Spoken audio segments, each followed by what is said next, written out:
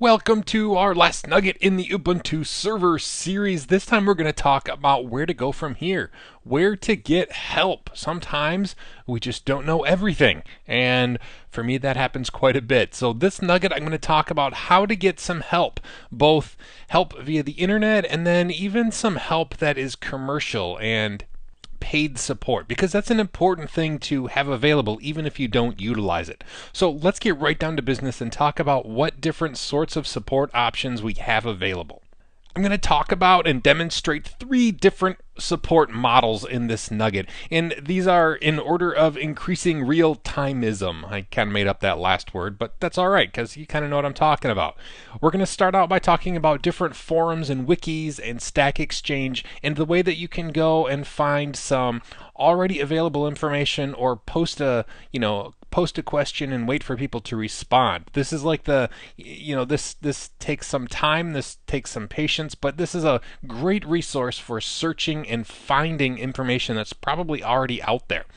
The next thing I'm going to talk about is IRC. If you're not familiar with IRC, I'll talk about it just a little bit.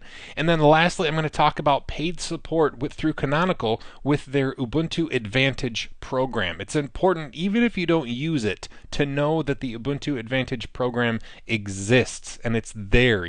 Worst case scenario, it's there. All right, we're going to start out talking about forums and wikis and Stack Exchange. Oh my! So this first piece I actually broke into two parts. I broke it into the documentation piece, which is static, and then the forums part, which is interactive but slowly interactive, if that makes sense.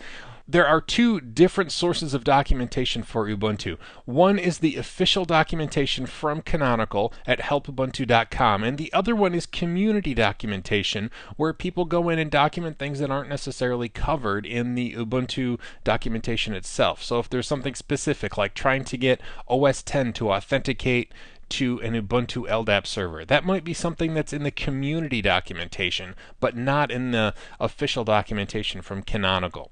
And then I'm going to also show you forums. There are official Ubuntu forums, and then there's a Stack Exchange site specifically for Ubuntu, and it's at askubuntu.com. We're going to look at that. I want to mention, though, before we actually look at those, that all of these things are searchable. So just like every other system administrator in the world, I generally turn to Google if I have a problem. And that's okay. Just know that if one of these sites comes up, possibly it's a little more reputable than just a GeoCities site somewhere where it tells you to type in this command and all your problems will go away. So generally, even though I do use these sites a lot, I often get there from Google. All right, it's fine to go there and start, but just know that Google will often turn up these sites, and then yep, that makes sense that I would go to the ubuntu.com community site to get this information. So I just wanted to throw that in there. But let's actually look at the sites and see what sort of information we can get, just so you get a feel for how they work. Now on our workstation here, I've preloaded all of these tabs we're going to talk about during this nugget. I kind of put them in order. So we're going to start here, and this is the official Ubuntu documentation at help.ubuntu.com. Now when you go to the first page, it actually shows you a link for each of the currently supported versions of Ubuntu. Hopefully that makes sense. 13.04, 12.10, 12.04 is LTS, and 10.04 is LTS. So these are all the ones that are currently being supported. So if you wanted to look up documentation on what we covered in this nugget series, you would go to 12.04.lts, and then you can get the desktop guide, the server guide, or just general installation instructions. You can even get the PDF version of the server guide, which is really useful. I'll just click on the HTML version, and you'll see a whole list of topics that are covered in the Ubuntu guide. This is the official documentation from Canonical. So this is the truest of the true when it comes to information that you need to know about Ubuntu. Okay, so this is the help.ubuntu.com. However, this doesn't cover everything. And that's where the user documentation or the community documentation comes into play. So help.ubuntu.com/community, and you get to this page where it talks about all sorts of different things like switching from Mac OS X or switching from Windows. Well, that's not going to be in the official guide. However, it's important information. Things like how to set up printers. Well, they're in here with links to different places, printers that are supported, how to set up different brands of printers. just chock full of very good documentation. Just because it's not the official Canonical or Ubuntu documentation doesn't mean that it's not legitimate. This is hosted on the Ubuntu site. This is a very, very, very good place to go for information on how to set things up in Ubuntu. You'll probably end up here even more often than the official documentation page, just because there's such a wider variety of topics that are covered in here. How to set up thin clients, how to change eye candy to make your desktop system look cooler or more flashy. These are the two static documentation places, if you will. These don't change very often. They change, during when there's a new version, this will be updated, or if something changes due to a version of a software package, this will change. But for the most part, the official documentation and the community documentation don't change a whole lot because they're just that. They're static documentation. That brings us to the next tab here that I talked about on our whiteboard, and that's Ubuntu Forums. Now, recently, Ubuntu Forums was hacked. I know, it's scary stuff, and the password database was stolen, but they were all salted, and hopefully no passwords got out, but everybody was supposed to change their passwords if you had an account on Ubuntu Forums, and now they've actually changed login, so it uses single sign-on with like Ubuntu One and all of the Ubuntu services, which is kind of cool. But anyway, you log in to the Ubuntu Forums, and this is, you're familiar with forums. It's an interactive discussion board where you talk about, topics that you may be having problems with. It's of course searchable. It's like any other forum that you've used on the internet, but this one is hosted by Canonical and it's specific to Ubuntu problems. So this is a great place to go for real time, sort of, you can post and get stuff back and forth, or you can, like every other resource on the internet, you can search and see if somebody else had a similar problem and had it solved in here. And then this is one, now interestingly enough, this is just a little note, the Ask Ubuntu Stack Exchange site. So this is, just a Stack Exchange site, just like a bunch of other Stack Exchange sites, but this is askubuntu.com, specifically about Ubuntu questions. For some reason, I don't get these responses as often in Google results. And I don't know if that's just a coincidence of the things that I'm searching for or not, but if I'm having problems finding something, I'll go directly to askubuntu.com and search specifically in here for similar problems. Also, you might find me in here answering some questions, or possibly after this series there are questions that you're going to be able to answer. You can contribute to be part of making the open source community that much more awesome. So askubuntu.com is the Stack Exchange place for asking questions and voting up and voting down answers, etc., etc. And those are the post and wait or read the documentation ways to get more information and more help for your system. All right, so I covered the documentation, user documentation, and then forums and Stack Exchange. Now, the next thing on our list, a way to get help, is direct interaction with a warm body. And the first way we're going to do that is with IRC. Now, if you're an old-time nerd like me, you've probably been on IRC for years. In fact, you probably have a terminal window open somewhere where you're connected to IRC right now. I know I am. So if you're ever on IRC and you see somebody named Sean Powers with the 0 for the O, that's me. I'm on IRC, several different servers, lots of different channels. IRC stands for Internet Relay Chat, and it's basically like instant messaging group chat before there was such a thing as instant messaging. It's been around forever. There's also, thankfully, a web-based way to connect to IRC. So if you don't have something like XChat, or you don't use the command line IRC to connect to IRC, that's okay. If you go to webchat.freenode.net, you can connect to the IRC network, specifically to the Freenode server, where pretty much all open source support takes place, and you can connect to the channels that you need to access in order to ask people questions. Now, I could do probably maybe I'll do a micro nugget specifically on IRC etiquette, but I just want to mention, if you go into IRC, the proper etiquette is to pose a question, but then patiently wait. IRC is the kind of thing where you ask a question, and then somebody, when they happen to take a break from their day job, they'll look and see all the questions that are in the channel and probably answer one if they know the answer. keep in mind this is peer support. This is people like you and me logged into IRC answering questions for each other, right? This is just like a group of people that want to help each other. So this isn't the same thing as, like Canonical has a staff of people that are in IRC specifically there for support questions. Maybe they do, I don't know, but generally IRC etiquette is to pose a question and then wait. Don't keep nagging people there. If nobody knows the answer, nobody will answer, and that's, can be frustrating at times, but that's generally the way that IRC works. I'm going to demonstrate that in just a minute. I just wanted to talk about that so that if you go in and you don't get answered right away, it doesn't mean that people hate you or that nobody's going to be willing to help you. It means that somebody's doing their day job, and as soon as they have to go and fill up their coffee cup, maybe they'll glance over at their IRC window and help you out. Now, there is a huge list of channels on this website, wiki.ubuntu.com / this is capital IRC, this is capital, this is capital. So IRC / channel list, and it'll show all of the IRC channels that are related to Ubuntu. Now you can also in Freenode, which is the server we're going to be connecting to for IRC, there are possibly channels specifically for a package that you're working on. So even if there's no Ubuntu specific channel for your package, for example, all channels start with the hash symbol or the pound sign.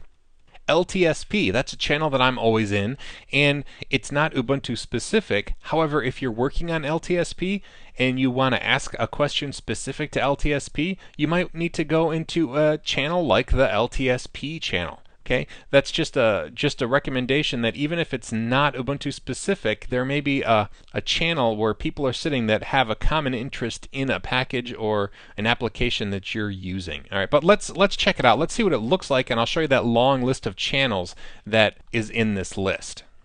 So here on my list of tabs, I'm actually going to skip the channel list, and I'm going to go to webchat.freenode.net just to show you how to connect with the web-based interface. All right, I'm gonna make up a nickname, so we're gonna say Test Sean. Okay, and what channel do I want to join? Let's join CBT Nuggets. Notice every channel starts with that hash symbol or that pound symbol right there. Okay, off to services. This means if you have a Freenode account, which at first you probably won't. Once you know what this is talking about, you'll already be to the point where you'll know your authentication. Like my Sean Powers account is registered and I have authentication, but for right now you can leave that unchecked with your made up nickname here. There's a CAPTCHA, so and then simply hit connect. And what's going to happen is inside this little web interface here, it's going to log me in, and I'm going to see my list of channels up here. See this CBT Nuggets channel? Hey, look, Sean Powers is in there. So yeah, I'm in there. I created this channel, and this is just an example of how an IRC channel works. So we're going to stay logged in here, and I'm switching over to this tab right here, which is that list of IRC channels that are Ubuntu specific. All right, and there are a plethora of them. So if you can find a specific channel for something that you want to ask a question about, and there are even localized channels for specific languages or locations, there's a whole list of them.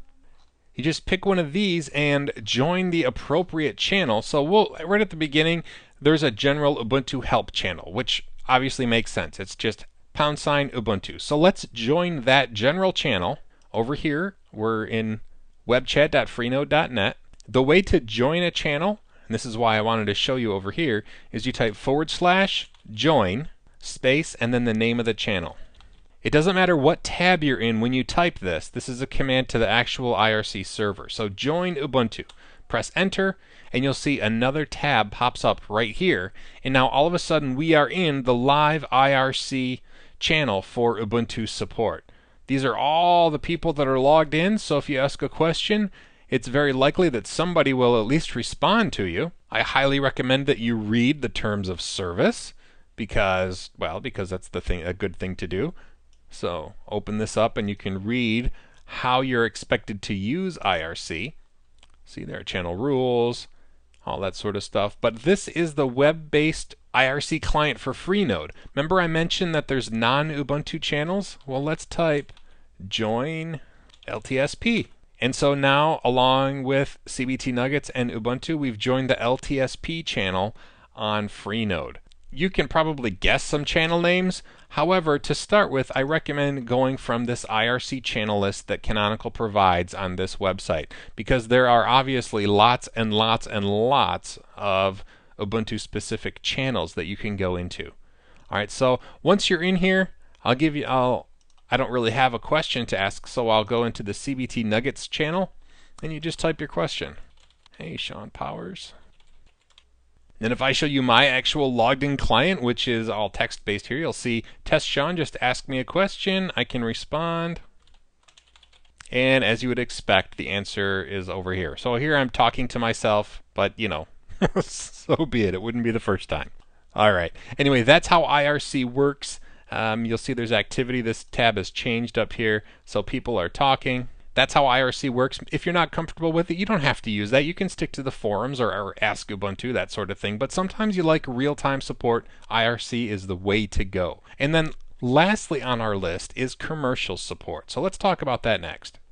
So when it comes to Linux, sometimes people say, well, if I have a real problem, there's nobody to call because it's open source software. So a lot of times I refer to Ubuntu paid support as the CEO soother, right? They just want to know that if worse comes to worse, there's somebody else you can call.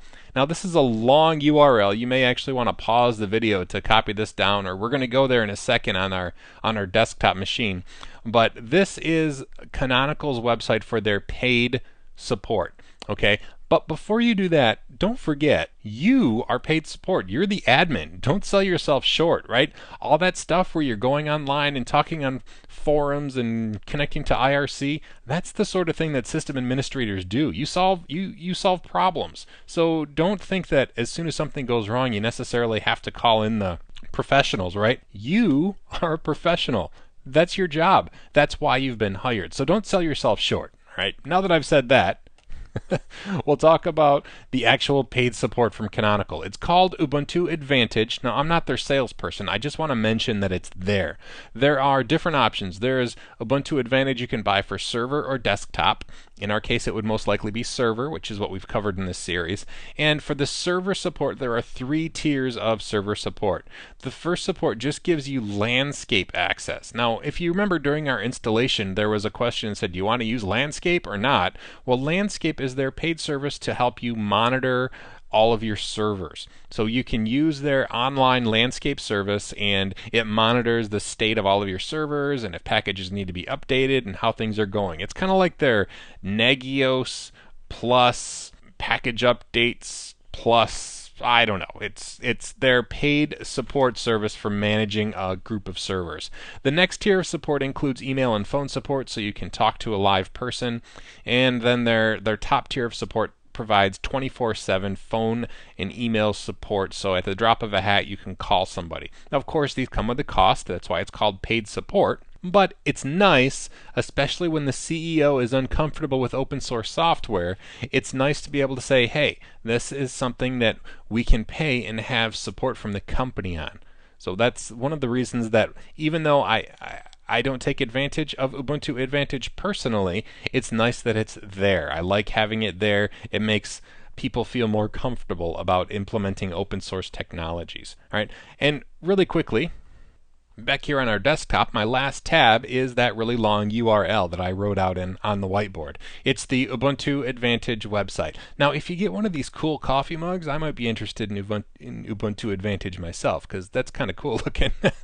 But this talks about the different support things that they offer. Just know that this is a paid support option that you can purchase, or at least let your CEO or whoever's in charge know that if we have to, we can purchase Ubuntu Advantage support. Okay, that's all I'm really going to talk about with Ubuntu Advantage, is that it's available and that there are tiers of support that offer 24/7 phone support if you need it. Okay, I think that just about covers everything there is with going for more help. As you can tell, I mean, we covered all sorts of ways to get information and help interactively, historically, with search, with question asking, with money. There's just so many ways to get help and support with Ubuntu and Linux in general that I'm much more confident going with something like this that's more open than a proprietary system that I have to go to the company to get support from. I don't like that personally. Anyway, I'll get off my soapbox now and we'll finish up this nugget. Okay, make sure we covered everything. We looked at the forums, the wikis, and Stack Exchange. We looked at, and the documentation is the wikis that I was talking about. We learned about IRC, just enough to know how to connect to it. There's a lot more to learn about IRC, and I urge you to do it. It's super geeky, but pretty awesome. And then lastly, I talked just briefly about Ubuntu Advantage, so that you know it's available, where to go to get it, and that sort of a thing. That about wraps it up for our Help Nugget. I hope that this has been informative for you, and I would like to thank you for viewing.